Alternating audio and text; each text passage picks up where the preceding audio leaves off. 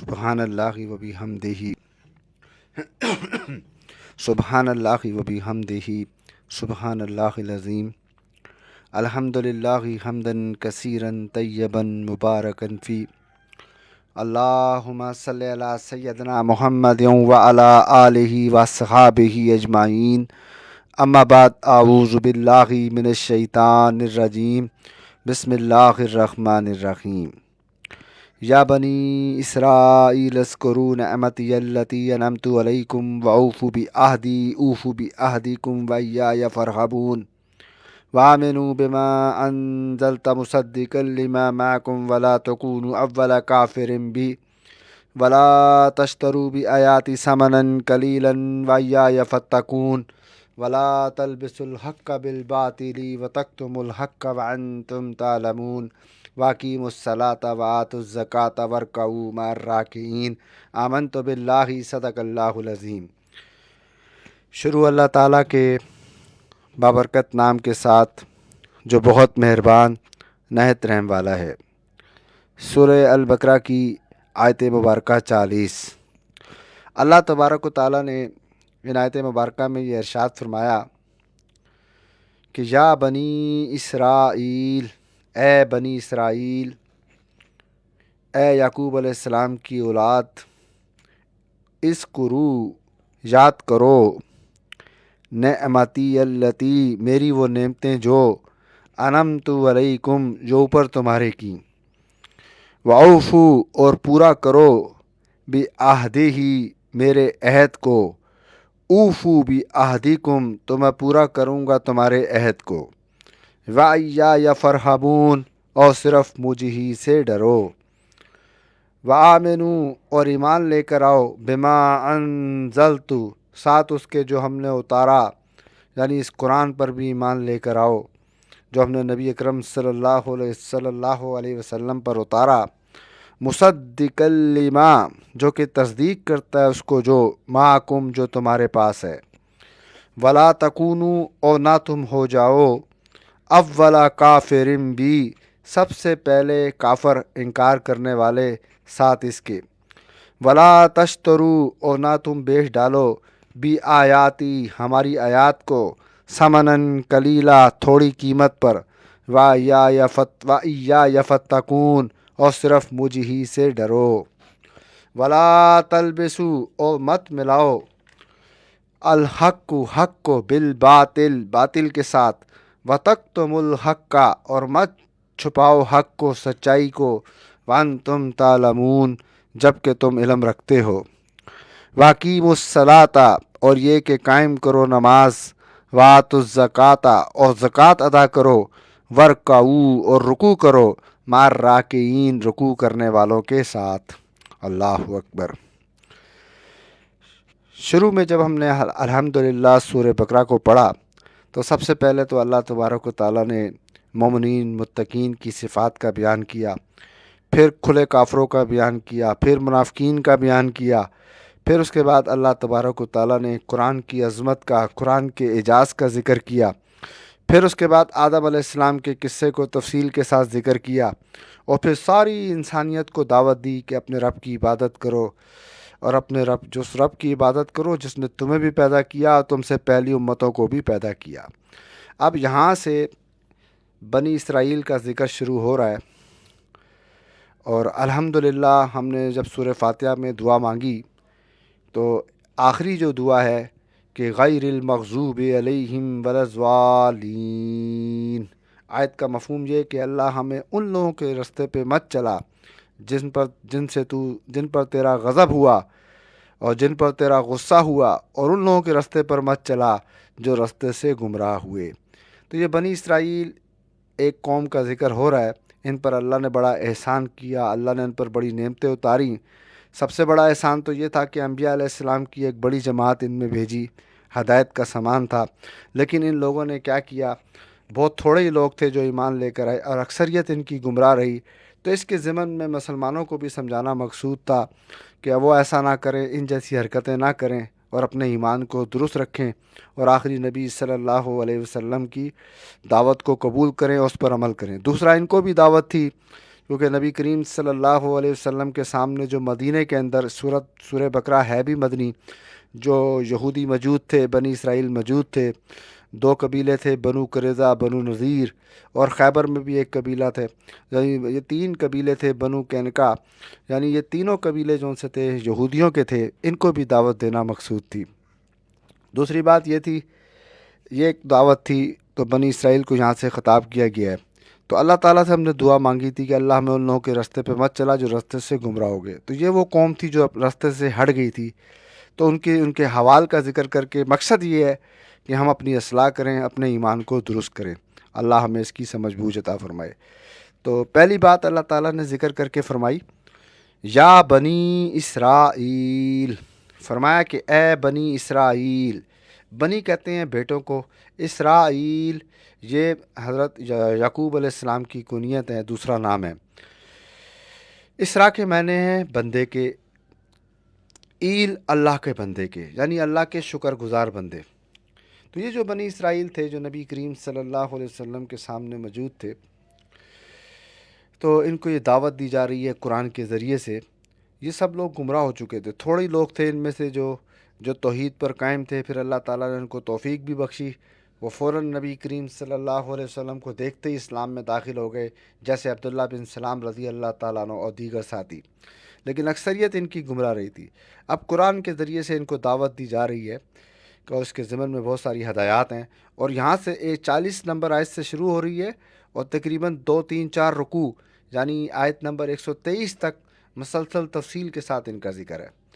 تو یہاں پہ فرمایا گیا یعقوب علیہ السلام کی یہ کنیت ہے۔ تھوڑی سی بات اگر اس کی تاریخ کا جان لیں تو انشاءاللہ یہ آگے ہم نے تفصیل کے ساتھ جب بنی اسرائیل کے بارے میں پڑھنا ہے، سمجھنا ہے، تو تھوڑی تفصیل سے ابھی بات ہو جائے تو آگے سمجھنے میں آسانی ہو جائے گی۔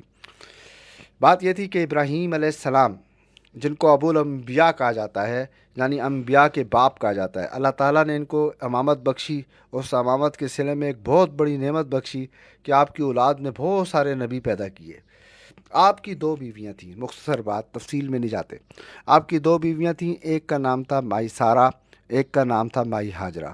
اللہ تعالیٰ نے پہلی بیوی سے تو ابھی اولاد نہیں ہو رہی تھی، تو دوسری شادی اسی سبب سے ہوئی تھی کہ چلو آپ دوسری عورت سے شادی کر لیں تاکہ اللہ اولاد دے دے۔ اور اللہ تعالیٰ نے جب اولاد دے دی تو پہلے بیٹے جو پیدا ہوئے وہ مائی ہاجرہ سے ہی پیدا ہوئے، ان کا نام تھا اسماعیل علیہ السلام، جو ذبح والے ہیں۔ تفصیل کے ساتھ واقعہ اپنے مقام پر آئے گا تو ہم پڑھیں گے۔ تو یہ پہلے بیٹے پیدا ہوئے اسماعیل علیہ السلام۔ پھر اس کے بعد کچھ عرصہ گزرنے کے بعد جب ابراہیم علیہ السلام کی عمر 80 یا 82 یا 85 سال کی ہوئی تو اللہ تبارک و تعالیٰ نے آپ کو دوسری بیوی جی جو مائی سارہ، ان سے بھی ایک بیٹے پیدا کیے، اسحاق علیہ السلام، جن کو بنی اسرائیل کہا جاتا ہے۔ اس طرح یہ 2 خاندان بیویوں کے فرق سے علیحدہ ہوئے۔ آگے اس کی تفصیل کہ بنی اسماعیل کیسے بنے، وہ اللہ تعالیٰ کا حکم تھا۔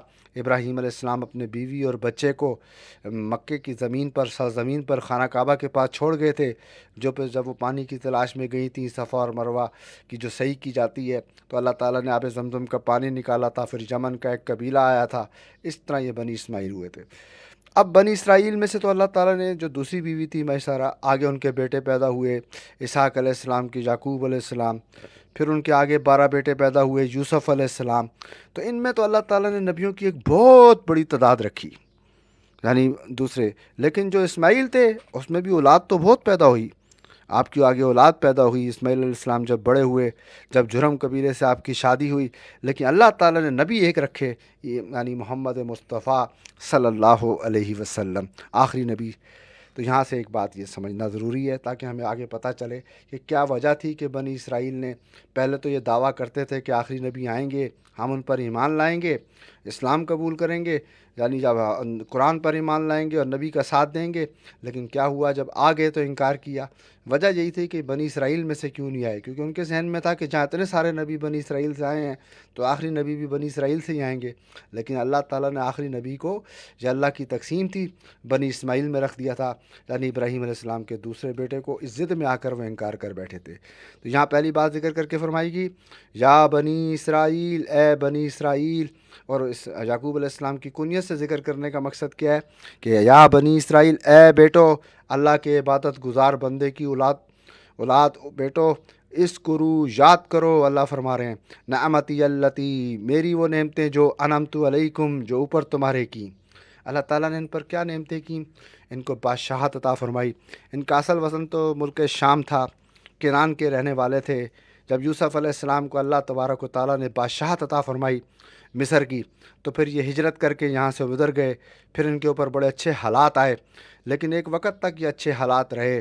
جب یوسف علیہ السلام بھی دنیا سے چلے گئے، یعقوب علیہ السلام بھی چلے گئے، تو پھر ان کے بعد جگہ بعد دیگر ظالم بادشاہ ان کے اوپر مسلط ہوتے رہے۔ اور انہی ظالم بادشاہوں میں سے ایک فرعون تھا۔ جو بھی ظالم بادشاہ مقرر ہوتا تھا اس کو فرعون کہا جاتا تھا۔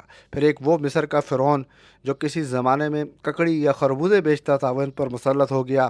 اور پھر وہ ظالم جو خدائی دعویٰ بھی کر بیٹھا، کہنے لگا کہ میں رب ہوں، وہ ان کے اوپر مسلط ہو گیا۔ لیکن اصل وجہ کیا تھی؟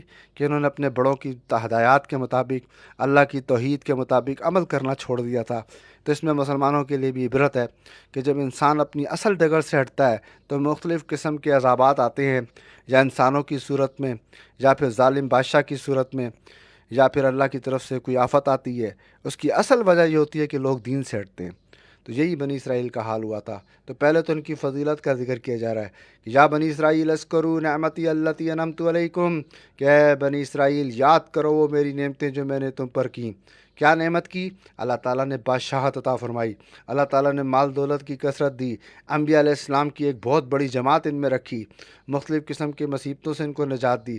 آگے فرمایا جا رہا ہے وَأَوْفُوا بِعَهْدِي أُوفُوا بِعَهْدِكُمْ، تم پورا کرو میرے عہد کو تو میں پورا کروں گا تمہارے عہد کو۔ قرآن میں یہ کہا جا رہا ہے کہ تم میرے عہد کو پورا کرو۔ مراد یہ کہ ان کی کتاب تورات میں اور انجیل میں اللہ تعالیٰ نے ان سے عہد لیے تھے۔ ان عہدوں میں سے ایک عہد یہ تھا کہ آخری نبی حضرت محمد مصطفیٰ صلی اللہ علیہ وسلم پر ایمان لانا۔ حضرت عبداللہ بن عباس رضی اللہ تعالیٰ عنہ سے روایت ہے کہ اس عہد سے مراد یہی عہد ہے کہ آخری نبی پر ایمان لانا۔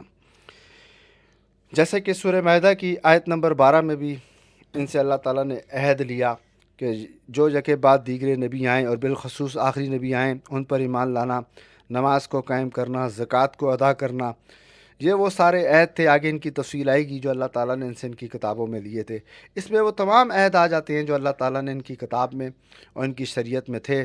ان عہدوں میں سے یہ بھی تھا کہ آخری نبی پر ایمان لانا، یہاں اسی کا ذکر ہے۔ اگلی بات فرمائی اوفوا بعہدکم، تو میں پورا کروں گا تمہارے عہد کو، یعنی تمہارے گناہوں کو بخش دیا جائے گا، تمہاری بخشش ہو جائے گی۔ جیسا کہ حدیث میں بھی آتا ہے، نبی کریم صلی اللہ علیہ وسلم نے فرمایا، حدیث پاک کا مفہوم ہے کہ جب کوئی یہودی یا پھر عیسائی اہل کتاب، یعنی جب کوئی اسلام قبول کرتے ہیں تو ان کو دوہرا اجر ملتا ہے، ایک پہلے نبی پر ایمان لانے کا، پھر آخری نبی پر ایمان لانے کا۔ اللہ اکبر۔ تو پھر ان کو کہا جا رہا ہے کہ تمہارے اس عہد کو میں پورا کروں گا جب تم اپنے عہد کو پورا کرو گے، آخری نبی پر ایمان لاؤ گے، اسلام قبول کرو گے۔ اگلی بات فرمائی وَإِيَّايَ فَارْهَبُونِ، اور صرف مجھ ہی سے ڈرو۔ اس میں کیا مطلب تھا؟ کہ یہود کے اندر سے اللہ کا خوف نکل چکا تھا، کفر اور شرک میں یہ ڈوب گئے تھے، قبر پرستی کی بنیاد دنیا کے اندر انہوں نے قائم کی تھی، اور جس کی تفصیل آگے تفصیل سے بات آئے گی۔ اور یہ کہتے کہ حضرت عزیر علیہ السلام کو اللہ کا بیٹا قرار دیا تھا، اور حضرت عیسیٰ علیہ السلام کو بھی اللہ کا بیٹا، اپنی طرف سے جھوٹے عقائد بنا لیے تھے جو کتاب تورات اور انجیل کے بالکل خلاف تھے۔ اللہ کا خوف ان کے دلوں سے نکل چکا تھا، حق بات قبول نہیں ہو رہی تھی، اس لیے فرمایا جا رہا ہے۔ دوسرا یہ تھا کہ مال دولت کی وجہ سے بھی حق بات نہ قبول کرنا ان کے اندر شامل تھا۔ تو اگلی بات فرمائی وَآمِنُوا، اور ایمان لے کر آؤ، بِمَا أَنزَلْتُ، ساتھ اس کے جو ہم نے نازل بھی کیا ہے، یعنی آخری نبی پر ایمان لاؤ، اسلام قبول کرو، وَآمِنُوا بِمَا أَنزَلْتُ، اور ساتھ اس کے پر بھی ایمان لاؤ، یعنی مراد قرآن پاک پر بھی ایمان لاؤ۔ پھر آگے قرآن کی شان اللہ تعالیٰ نے بیان کی، فرمایا مصدقا لما معکم، یہ قرآن وہ مقدس کتاب ہے جو تصدیق کرتی ہے تمہارے پاس جو کتاب ہے، یعنی یہ قرآن تمہاری کتابوں کو، تمہارے نبیوں کو جھٹلاتا نہیں ہے، ان کی تصدیق کرتی ہے۔ اور جس طرح یہ قرآن تصدیق کرتا ہے تمہاری کتابوں کی، تو اللہ کے بندو تمہاری کتابیں بھی قرآن کی تصدیق کرتی ہیں، تو تمہیں تو چاہیے کہ ایمان لے کر آؤ۔ پھر اگلی بات فرمائی وَلَا تَكُونُوا أَوَّلَ كَافِرٍ بِهِ، اور نہ تم ہو جاؤ سب سے پہلے انکار کرنے والے ساتھ اس کے۔ اللہ اکبر۔ یہاں پر یہ فرمایا جا رہا ہے کہ وَلَا تَكُونُوا، اور نہ تم ہو جاؤ، أَوَّلَ كَافِرٍ بِهِ، سب سے پہلے انکار کرنے والے اس قرآن کا اور اس آخری نبی صلی اللہ علیہ وسلم کی نبوت کا اور اسلام سے۔ یہ بات اس لیے کہی جا رہی ہے کہ یہود نصارہ کو پہلے سے ہی خبر تھی کہ اللہ کے نبی سچے رسول ہیں، پھر وہ سارے اوصاف انہوں نے دیکھ لیے تھے۔ اور دوسرا یہ کہ اگر یہ سب سے پہلے انکار کریں گے تو جتنے لوگ بھی انکار کریں گے تو ان کے گناہ کا کھاتا بھی ان کے اوپر چڑھے گا۔ یا ایسے ہی ہے، جب ایک انسان کوئی گناہ کا کام کرتا ہے، پہلی دفعہ وہ کام کرتا ہے، تو جتنے لوگ اس گناہ کو کرتے رہیں گے تو وہ اس کے اوپر بھی لکھا جائے گا۔ اسی طرح جب کوئی نیکی کرتا ہے تو اس نیکی کے اثرات جب تک چلتے رہیں گے تو جتنے لوگ وہ نیکی کریں گے اس کا ثواب ملے گا۔ اگلی بات فرمائی کہ ان کو اس لیے کہا جا رہا ہے۔ اور دوسری بات یہ کہ سب سے پہلے تو اللہ تعالیٰ نے جب نبی کریم صلی اللہ علیہ وسلم مکے میں تھے تو مشرکین کو دعوت دی، ان کو اسلام کی طرف بلایا، تو کہا تو یہ جا رہا ہے ان کو، اس کی وجہ اصل یہی تھی کہ یہ پہلے سے ہی جانتے تھے، آگے اس کی اور مزید تشریح آئے گی کہ یہ پہلے سے ہی جانتے تھے، ان کی کتابوں میں ان کی تصدیق موجود تھی اور ان کے نبیوں نے ان سے عہد لیے تھے کہ آخری نبی پر ایمان لانا، جو سورہ آل عمران کی آیت نمبر 81 میں بھی اس کا ذکر ہے۔ آگے فرمایا کہ ولا تشترو بآیاتی ثمنا قلیلا، اور نہ بیچ ڈالو ہماری آیات کو قیمت تھوڑی، ولا تشترو، اور نہ بیچ ڈالو بآیاتی ہماری آیات کو ثمنا قلیلا تھوڑی قیمت، یا فتقون، اور صرف مجھے سے ڈرو۔ بات یہ تھی کہ حق بات سامنے آ چکی تھی کہ آخری نبی سچے رسول ہیں۔ اب اس کی خاطر، دنیا کی خاطر یا دنیا کے لیے اب اس حق بات کو نہ ماننا اور پھر دنیا کی خاطر اپنی آخرت کو خراب کر دینا، تو دنیا تو بہت تھوڑی سی چیز ہے، اس لیے اس کو یہاں پر یہ ذکر کیا گیا۔ اور پھر فرمایا کہ وَيَا فَتَّقُونَ، صرف مجھ ہی سے ڈرو، یعنی تمہارے دل میں اللہ ہی کا خوف ہونا چاہیے اور حق بات کو قبول کرو۔ دوسری بات یہ کہ اگلی آیت کی مبارکہ کے اندر یہ ذکر ہے کہ یہود نصارہ پہلے تو یہ کہا کرتے تھے، یہ اہل کتاب، کہ آخری نبی صلی اللہ علیہ وسلم پیدا ہوں گے، آگے اس کی تفصیل آئے گی۔ لیکن جب اللہ تعالیٰ نے اپنی قدرت سے، اپنی کاملہ سے آخری نبی کو بنی اسماعیل میں سے بھیج دیا تو اب ضد میں آ گئے اور ضد میں آ کر کہنے لگے کہ ہم یعنی انکار کر دیا۔ اور پھر لوگ ان سے پوچھتے، ان کے علماء سے پوچھتے، تو ان کی کتابوں میں جو اوصاف موجود تھے پہلے تو بتاتے تھے، اب چھپانے لگے۔ یعنی کتاب تورات میں یہ لکھا تھا کہ نبی کریم صلی اللہ علیہ وسلم نہ زیادہ لمبے قد کے ہوں گے، نہ زیادہ چھوٹے قد کے ہوں گے، بلکہ درمیانے قد کے ہوں گے۔ لیکن یہ کیا کرتے تھے، جب ان سے سوال پوچھا جاتا تو کہتے تھے بہت زیادہ لمبا قد ہے، تاکہ لوگوں کو پتہ ہی نہ چلے۔ اور بعض اوقات یہاں تک کہہ دیا کرتے تھے کہ ٹھیک ہے یہ نبی تو ہیں لیکن ہمارے لیے نہیں ہے، ہمارے لیے تو وہی نبی کافی ہیں جو پہلے آ چکے ہیں، یہ صرف عربوں کے لیے ہیں۔ مقصد کیا تھا؟ تاکہ لوگ اسلام قبول نہ کریں، نبی کریم صلی اللہ علیہ وسلم کی دعوت قبول نہ کریں اور اس قرآن کا انکار کریں، یہ مقصد تھا۔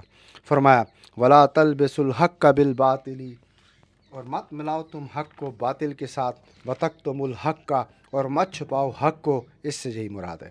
یعنی ان سے کہا گیا کہ تم ایسا مت کرو کہ حق بات کو چھپاؤ، جبکہ بالکل واضح ہے تمہاری کتابوں میں، اور باطل کے ساتھ مت ملاؤ جو دوسروں کو گھٹ مٹ کر کے نبی کریم صلی اللہ علیہ وسلم کی شان کو اور حق بات کو تم چھپاتے ہو۔ پر اگلی بات فرمائی وانتم تعلمون، جبکہ تم علم رکھتے ہو، یعنی تمہیں بالکل واضح طور پر علم ہے کہ تم اس کے باوجود ایسا مت کرو۔ اس میں ایک بات کی طرف اور بھی اشارہ ہے، علماء کرام مفسرین فرماتے ہیں کہ قرآن پاک اور حدیث میں جو حق بات ہے اس کو چھپانا نہیں چاہیے، عوام کے سامنے بالکل حق بات بیان کرنی چاہیے، جھوٹی قصے، جھوٹی کہانیاں ان سے بچنا چاہیے۔